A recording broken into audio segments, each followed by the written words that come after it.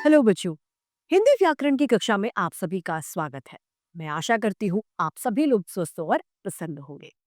आज हम कक्षा 5 का अध्याय संख्या 15 संवाद लेखन डायलॉग राइटिंग को पढ़ेंगे और समझेंगे। तो आइए इस अध्याय को प्रारंभ करें। यह है अध्याय संख्या 15 संवाद लेखन। जब दो लोग आपस में बात करते हैं उसे संवाद कहा जाता है और उसी बातचीत को लिखना ही संवाद लेखन कहलाता है।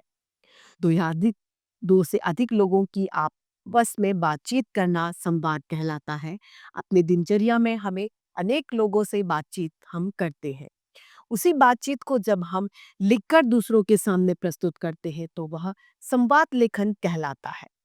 संवाद लिखते समय कुछ बातों को ध्यान रखना चाहिए, जैसे कि संवाद पत्रों के अनुकूल होना चाहिए। किसके? पात्रों के अनुकूल। संवाद छोटे और साफ स्पष्ट होने चाहिए जिनका मतलब समझा जा सके।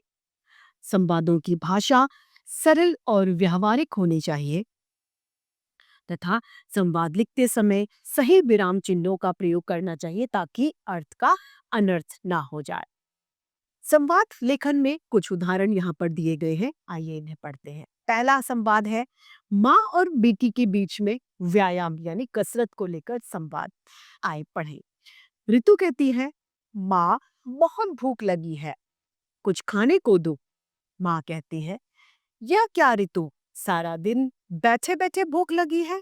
भूख लगी है, रटती रहती हो, जाओ थोड़ी देर व्यायाम करो। यानी व्यायाम यानी एक्सरसाइज करो। ऋतु कहती है, माँ आप भी जब देखो सैर या व्यायाम के पीछे पड़ी ही रहती हो। माँ कहती है, हाँ क्योंकि मुझे तुम्हारी सेहत का ख्याल है, ध्यान है। ऋतु कहती है, अच्छा माँ व्यायाम कर लूंगी, अभी आप मुझे कुछ खाने के लिए दे दीजिए। माँ हंसते हुए कहती है, ठीक है, तुम्हें ठीक है, अभी तुम्हारे लिए फल काट कर लाती हूँ। ऋतु किताब मुंह पर रखते हुए कहती है, धन्यवाद माँ। दूसरा संवाद है सड़क पर बैठी दो गाय के बीच में संवाद। दो गायें बैठकर बात कर रही है, उनके बीच की।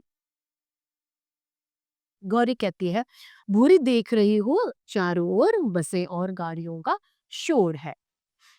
भूरी कहती है, हाँ कुछ तो गाड़ी लेकर हमारे ऊपर ही चढ़े आते हैं। गौरी कहती है, हाँ भूरी, ऐसा लगता है मानो सड़क इन्होंने ही खरीद रखी है। भूरी कहती है, हाँ, और कहते हैं कि गाय पता नहीं सड़क के बीच में आकर क्यों बैठ जाती है।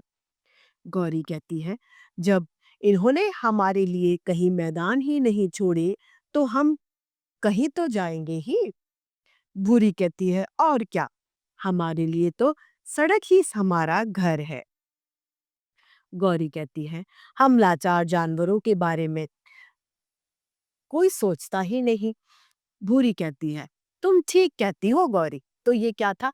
संवाद, यानी दो लोगों के बीच ही आपसी बातचीत को संवाद कहते हैं और उनको लिखना संवाद लेखन। तो इसी के साथ हमारा ये अध्याय आज का यही समाप्त होता है। फिर से हिंदी की कक्षा में ऐसे रोचक अध्याय लेके आप लोगों के समक्ष प्रस्तुत होते रहेंगे। आज के लिए इतना ही, फिर मिलते हैं।